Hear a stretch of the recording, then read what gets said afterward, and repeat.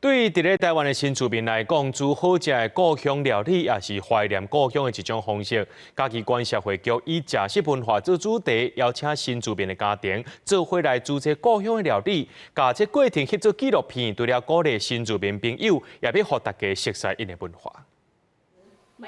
那煮料理，那讲迄当阵拄过来台湾的故事，纪录团队用镜头把这个内容翕落来，准备要来做一出纪录片。希望鼓励其他的新住民会当勇敢来展现因的传统。有在来台湾是24年了，可是我的梦想也是很想要让台湾人接受到我们柬埔寨的美食。我很喜欢做料理，虽然我知道料理做得很辛苦很累，但是是我的兴趣。为着要鼓励嘉义县的新住民会当尽量来参与社会，嘉义县社会局配合内政部移民署，邀请10外个新住民家庭，用分享家庭食食的方式，唔但互因讲家己的故事，嘛互人知影新住民伫台湾会拄到的问题。我们的姐妹不同的文化，它也可以代表我们一个家的传承。那我们会希望把这